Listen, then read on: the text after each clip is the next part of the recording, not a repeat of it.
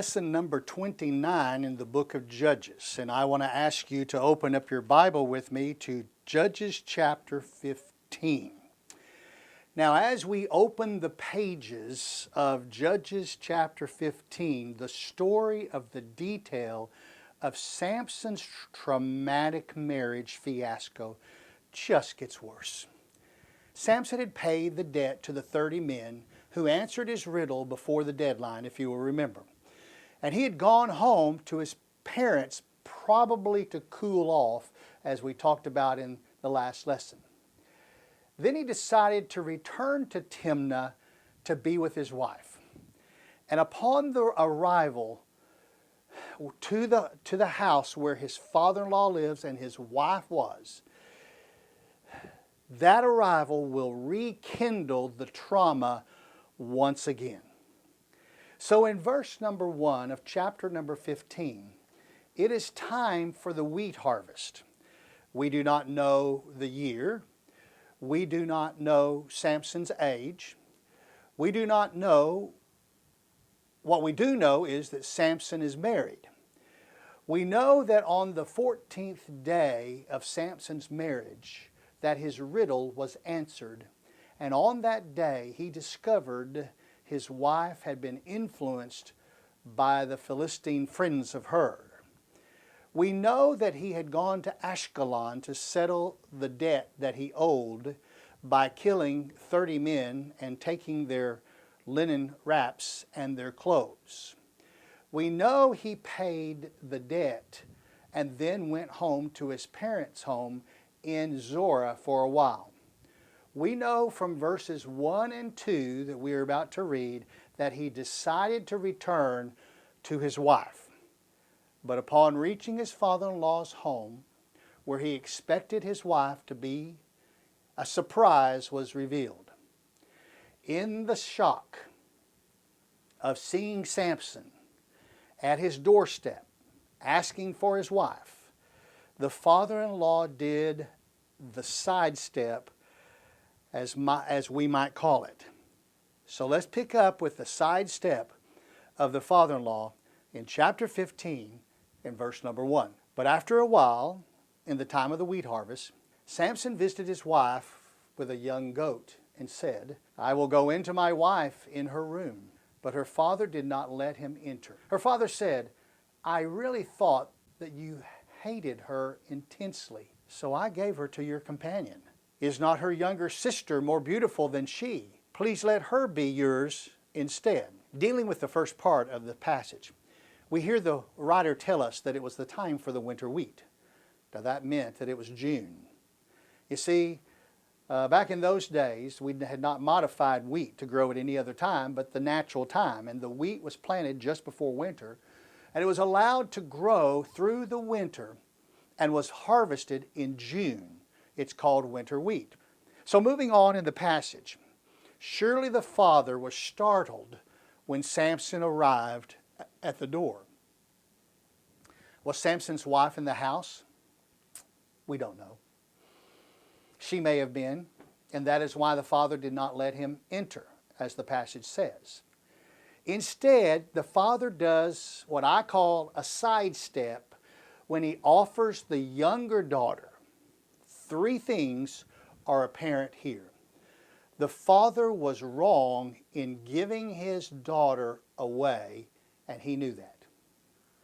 The father was afraid of Samson, and we know that. But the father was willing to try to make the wrong right, as we see him do in the passage. So the father's words brought the reaction of Samson upon him and upon others. And we see that in verse number 3. I call it the reaction. Samson then said to them, "This time I shall be blameless in regard to the Philistines when I do them harm." Samson went and caught 300 foxes and took torches and turned the fox's tail to tail and put one torch in the middle between two tails. When he had set fire to the torches, he released the foxes into the standing grain of the Philistines, thus burning up both the shocks and the standing grain, along with the vineyards and the groves. So where did Samson get 300 foxes? We spoke about this back in chapter 14 when Samson was attacked by the lion in the vineyard.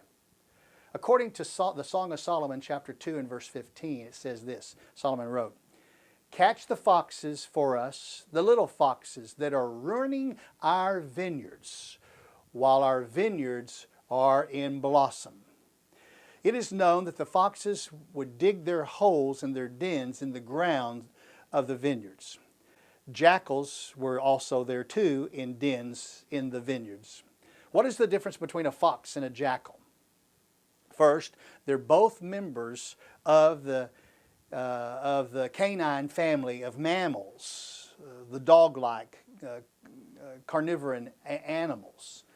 Both are often referred to as dogs. Second, both hunt as individual animals. They do not hunt in packs like wolves do.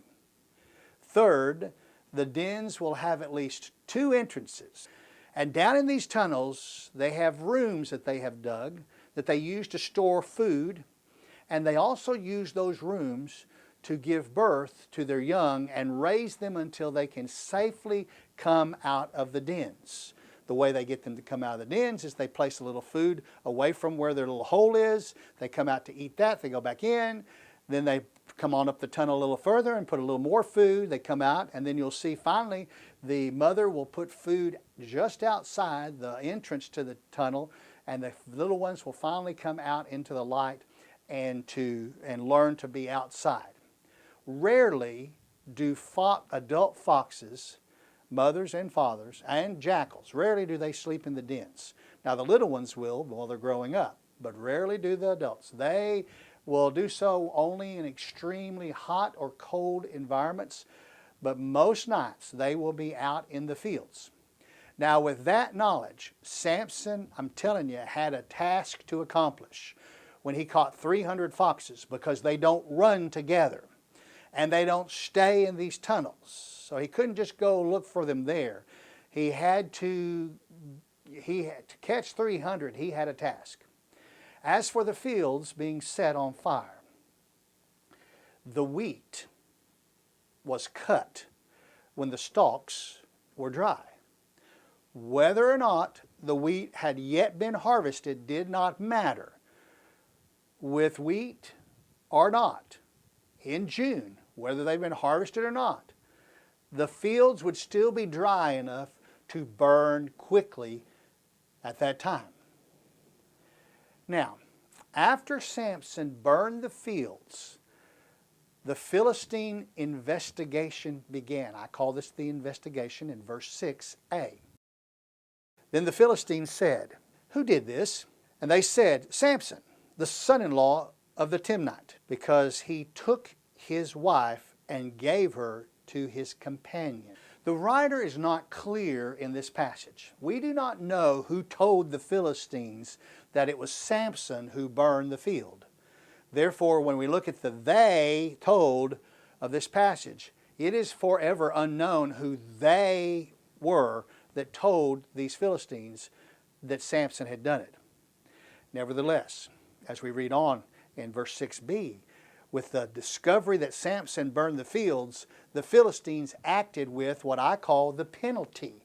The penalty, verse 6b. So the Philistines came up and burned her and her father with fire. The very thing that Samson's wife was threatened with that would happen to her and to her family if she did not extract the answer of the riddle from Samson came upon her in the end anyway. She was burned. Her family was burned. They were murdered. Samson was horrified by the deaths of his family, and he sought justification by taking revenge. I call this verse, verse 7, the justification. Samson said to them, "Since you act like this, I will surely take revenge on you, but after that I will quit." He struck them ruthlessly with a great slaughter, and he went down and lived in the cleft of the rock of Etam. When the text says he struck them ruthlessly with a great slaughter, it means that he killed everyone who killed his wife and her family. He killed them ruthlessly, it says. Now let us take a moment to examine Samson's life right here, okay? Let's back up. He's a Jew, we know that. He was forbidden by the Lord from marrying a foreign woman, but he did it anyway. He was also a Nazirite. He was forbidden by the Lord for having anything to do with grapes and wine, but he did it anyway. Furthermore, he was forbidden from touching anything dead, but he did it anyway. But the writer does not tell us that he made any attempt to seek forgiveness from the Lord in any way with the required offerings. What did he do? Instead of seeking forgiveness, he went down and lived in the cleft of the rock of Edom. Now, where is Edom? Edom was down in the tribal area of Judah, and we will see that mentioned in a verse that's coming up. Now, what is the cleft of a rock? A cleft is nothing but a hole in the rock. It is not deep enough to be considered a cave, yet it is deep enough for Samson to be out of the weather on three sides and the top above him, but one side is open. It is literally just a place he could just slip into and maybe sit down or lie down. But it did not take long for Samson's whereabouts to become known. The Philistines went into Judah's land to camp near the cleft in the rock at Edom at a place called Lehi. Then Judah and the Philistines talked. The leaders of Judah and the Philistines talked. And I call this the accusation in verse number 9. Then the Philistines went up and camped in Judah and spread out in Lehi. The men of Judah said, "Why have you come up against us?" And they said, "We have come up to bind Samson in order to do him as he did to us." Then 3,000 men of Judah went down to the cleft of the rock of Edom and said to Samson, "Do you not know that the Philistines are rulers over us? What then is this that you have done to us?" And he said to them, "As they did to me, so I have done to them." They said to him, "We have come down to bind you so that we may give you into the hands of the Philistines." And Samson said to them, "Swear to me that you will not kill me." So they said to him, "No, but we will bind you fast and give you into their hands. Yet surely we will not kill you." Then they bound him with 2 new ropes and brought him up from the rock. We do not know where Edom stood. We do not know. We cannot find that cleft in the rock. We do not know where Lehi stood. It is unknown to us today. Oh, we can make a guess, but we don't know. All we know is that they were in the tribal area of Judah. Now look at this. Can you imagine 3,000 cousins of Samson coming up to the cleft of the rock to bind him and give him to the Philistines? And Samson played along with his cousins and let them bind him. Oh, but Samson must have had a plan. Once in the right place, once at the right time, the assault will occur. I call this the assault, verse number 14. When he came to Lehi, the Philistines shouted as they met him, and the Spirit of the Lord came upon him mightily, so that the ropes that were on his arms were as flax that is burned with the fire, and his bonds dropped from his hands. He found a fresh jawbone of a donkey, so he reached out and took it and killed 1,000 men with it. Then Samson said, "With the jawbone of a donkey, heaps upon heaps, with the jawbone of a donkey, I have killed 1,000 men." 1,000 Philistines were dead. They were killed by Samson and the jawbone of a donkey. Thus, more dead were added to the tally that this Nazirite had touched and was forbidden to touch. Even after a great victory, as Samson had had over the Philistines, tired from the battle, even Samson had a doubt, as we do. When we go through something that is traumatic, we often have doubts. Notice what he said to the Lord in verse 19, and I call this the doubt. When he had finished speaking, he threw the jawbone from his hand, and he named that place Ramath Lehi. Then he became very thirsty, and he called to the Lord and said, "You have given me this great deliverance by the hand of your servant, and now shall I die of thirst and fall into the hands of the uncircumcised."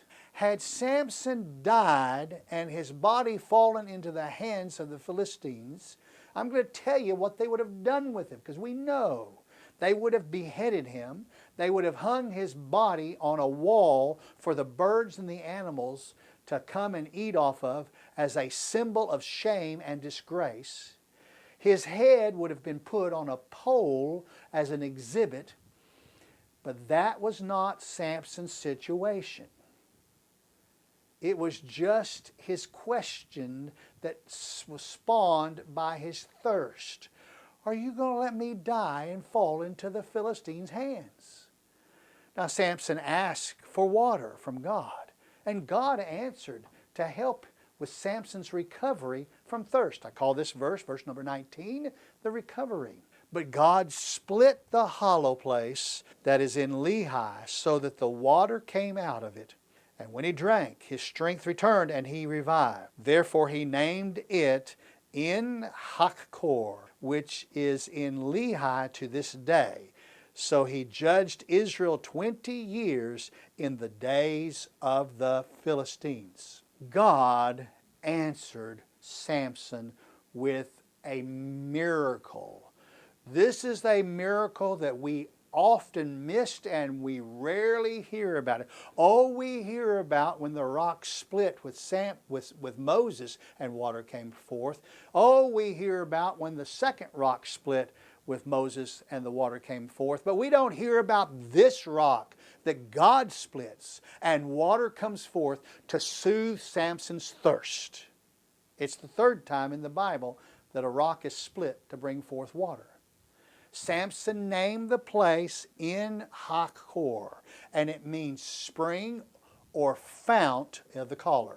In other words, it is intended to mean the place where Samson called and God answered with a spring or a fount of water. Now the passage ends with the number of years that Samson judged in the days of the Philistines.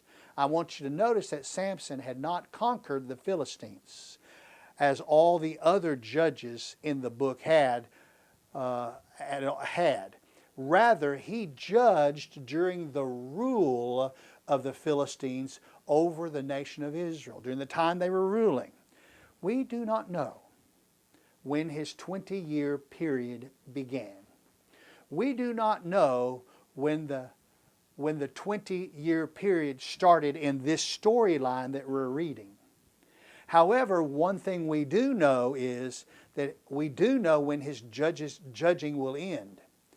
We can derive one thing from this verse, verse number 20. The writer told us the length of Samson's time as judge after verse number 20, but before chapter 16, verse 1 begins. And we know that it had to be a multiple of years and not soon after verse 20. It could not have happened right after verse 20 when he killed the 1,000 men. Could not be there. It went on for a while. So with the turn of the verse, we come to chapter number 16. Once again, we must mention that we have lost all sense of timing. And where we were in the storyline, we do not know in this 40 years of the Philistine oppression. And as indicated, we don't know Samson's age. What we do know is he was a married man, but his wife was given to the best man at his wedding for a wife, while Samson was calming down at his parents' house in Zorah. We also know that his wife was murdered along with her parents at the family home. In addition, we know that Samson had some sort of preference for Philistine women over Israelite women, and at that point, that brings us to a sordid adventure that Samson took over in the Philistine area and visited a visit to a Philistine harlot in Gaza. Chapter number 16, verse number 1. Now Samson went to Gaza and saw a harlot there, and he went into her. And when it was told to the Gazarites, saying, Samson has come here, they surrounded the place and lay in wait for him all night at the gate of the city. And they kept silent all night, saying, Let us wait until morning light, then we will kill him. Now Samson lay until midnight, and at midnight he arose and took hold of the doors of the city gate and the two posts and pulled them up along with the bars. And then he put them on his shoulders and carried them up to the top of the mountain which is opposite Hebron. We do not know why Samson entered into a sexual relationship with a Philistine prostitute in the city of Gaza, but he did. It was breaking the law of the Lord to have an intimate relationship with a non-Jewish woman. In addition, it was a sin to have a relationship with a prostitute because of the action involved in the relationship that actually made them in God's eyes husband and wife, even though the prostitute was being paid for the relationship. In the story, the word of Samson's whereabouts was leaked to the neighborhood. Such is the case in social environments like these where prostitutes are. Everyone knows everyone's business. Surely things have not changed in humanity. Surely Samson was a hot topic of business among the Philistines. No doubt, even though it was not said in the scripture, a bounty of some sort was probably on the head of on his head. The Philistines expected him to stay all night with the prostitute, but Samson stayed only until midnight. And for some unknown reason, Samson decided to leave at midnight, and the men were not ready to kill him in the middle of the night. They were going to kill him in the morning light. Why that plan was decided upon by Samson, we do not know. The story of the prostitute was probably not the reason the writer put this story in the book, this short passage. The story of what Samson did at midnight is most likely the reason why this tale was interesting to the writer. Now, in the last part of the verse, the writer tells us of Samson's might, his power, and his vigor when he writes, And at midnight he arose and took hold of the doors of the city gate and the two posts and pulled them up along with the bars. Then he put them on his shoulders and carried them up to the top of the mountain which is opposite Hebron. Why did Samson remove the gate? Do you remember our description of the gate and the guards of Jericho? How there was an outer gate and an inner gate. That the inner gate was closed and locked at sunset before the outer gate was locked later on. But by 10 o'clock that outer gate would be locked. Gaza did not have an outer and inner gate. It only had one gate which faced east. Be that as it may, the gate was surely locked at sunset. And a guard stood on the wall to watch for those coming to get into the city late and deciding to let them in or not. Upon rising at midnight, Samson must have found the gate locked. And without the key, he simply plucked the two posts out of the ground on which the bifold doors were attached and locked together in the middle, covered with a bar and all of that. And he rested the whole thing on his back, on his shoulders, between his shoulders. And about shoulder high, he had it up, probably leaned over, and he walked all the way from the city to a place called Hebron. Gaza sits on the coast of the Mediterranean Sea. Its elevation starts at sea level, and its highest point is 46 feet above sea level. Highest little hill there in Gaza. Starts at sea level.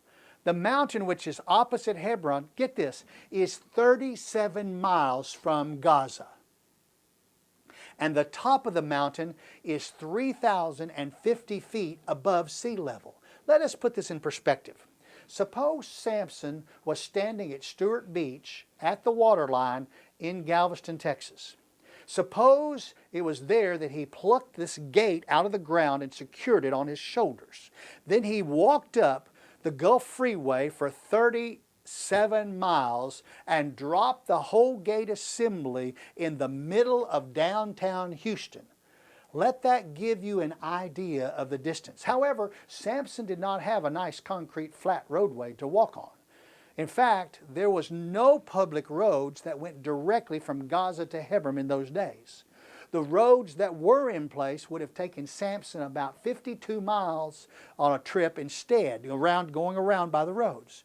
Nevertheless, Samson, being Samson, probably walked due east, over the low mountain rise first, and then down to the next little valley, and over the second mountain rise that was there. It was a little bit higher, and then the first, and into a little less of a valley that comes next, and then up this major climb, 3,000 feet, up to the top of the mountains of Hebron, to deposit the gate assembly on the top of the mountain in front of the city of Hebron. The elevation of that mount is 3,050 feet high from the sea level in Gaza. Samson carried that whole assembly at least 37 miles, but he also carried it uphill, almost 2/3 of a mile high. And the writer did not tell us that the Holy Spirit came upon him mightily with some supernatural strength to do this like everything else. This deed that Samson did was on his own without the help of the Holy Spirit. Surely it was for the purpose that the writer included this deed of Samson in the text to show his strength. It was to prove the raw strength and vitality that Samson was blessed with naturally. Samson was not through with women, by the way. The writer now tells us about a Philistine woman who lived down in the valley of Sorek, back in the Timnah area, and she is the woman that we all remember being with Samson. She's the third woman at least, and her name was Delilah.